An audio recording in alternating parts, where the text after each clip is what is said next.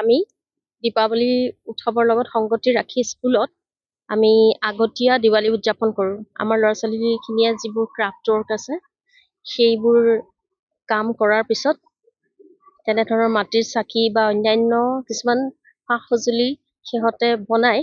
ঠিক সঁজুলি নহয়, কিন্তু সিহঁতে কিছুমান বস্তু বনায় যিবোৰ আমি স্কুলত সেই মেলাতে দীপাৱলীৰ যিটো আগতীয়া আমি উদযাপন কৰোঁ তাত সিহঁতে সেইখিনি বস্তু প্ৰদৰ্শন কৰে আৰু আমাৰ শ্ৰদ্ধাৰ যিসকল অভিভাৱক অভিভাৱিকা আছে সেই অনুষ্ঠানটিত প্ৰতি বছৰে তেওঁলোকেও আমাক সহযোগ কৰে।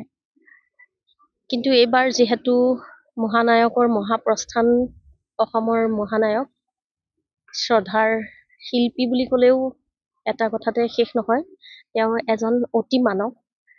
তেনে এক ব্যক্তিত্বৰ যেতিয়া মহাপ্ৰস্থান ঘটিল, চাৰিওফালে অসমত এক শোকৰ পৰিৱেশ বিৰাজ কৰিছে।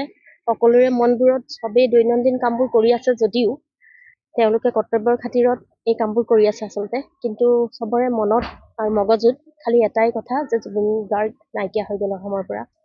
এটা কণ্ঠ, যি কণ্ঠই খালি অসমৰ কাৰণে মাত মাতে, অসমৰ প্ৰতিজন মানুহৰ হৃদয়ত এনেধৰণে বাস কৰি আছিল, ভাবিলেও আচৰিত লাগে যে সকলো বয়সৰ ল'ৰা ছোৱালীৰ পৰা আদি কৰি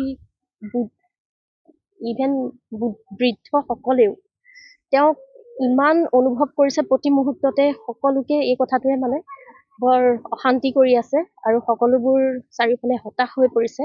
তেনেস্থলত আমি এই যিটো আমি দীপাৱলীৰ আগতীয়া অনুষ্ঠান স্কুলত কৰিছিলোঁ, এইবাৰ কেৱল তেখেতক শ্ৰদ্ধাঞ্জলি অৰ্পণ কৰাৰ হেতুকেহে আমি সেই অনুষ্ঠান আচলতে ইয়াতে কৰিছোঁ আৰু লগতে দীপাৱলীৰ খালি আমি বন্তিসমূহে প্ৰজ্বলন কৰিছোঁ। বাকী যিটো আমাৰ সাংস্কৃতিক অনুষ্ঠান প্ৰতি বছৰে ইয়াৰ লগত সংগতি ৰাখি কৰোঁ, তাত কেৱল জুবিন গাৰ্গৰ গীত মাত, তেখেতৰ গীতত নৃত্য প্ৰদৰ্শন আৰু ল'ৰা ছোৱালীখিনিয়ে সমবেত সংগীতৰ লগতে যিখিনি মানে একক চলো চং সেইখিনি সিহঁতে প্ৰদৰ্শন কৰিছে, গাইছে, পৰিৱেশন কৰিছে।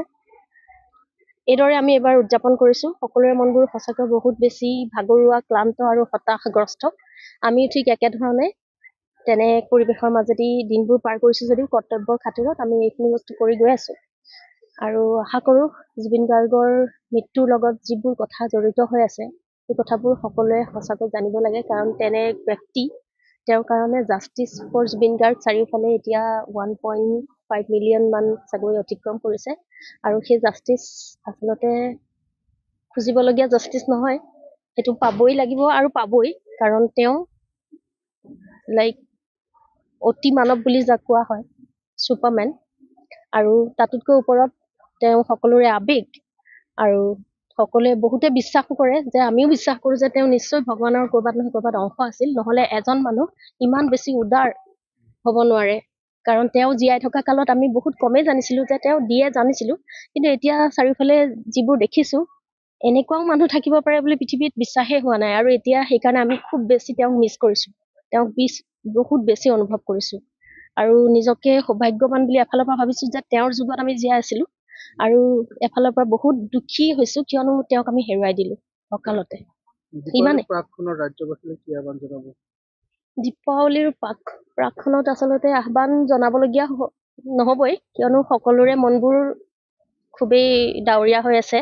দীপাৱলীত যে তেওঁলোকে উদযাপন কৰিব, খালি যিহেতু এইটো নিয়ম, চাকি বন্তি তেওঁলোকে নিশ্চয় চাকি বন্তিয়ে জ্বলাব, পতকা যে ফুটাব, কাৰো মনত তেনেধৰণৰ পৰিৱেশ নাই, আনন্দৰ পৰিৱেশ নাই। কাৰণ আনন্দ থাকিলেহে সেইটো সম্ভৱ যে কোনোবাই ফটকা ফুটাই আনন্দ কৰিব।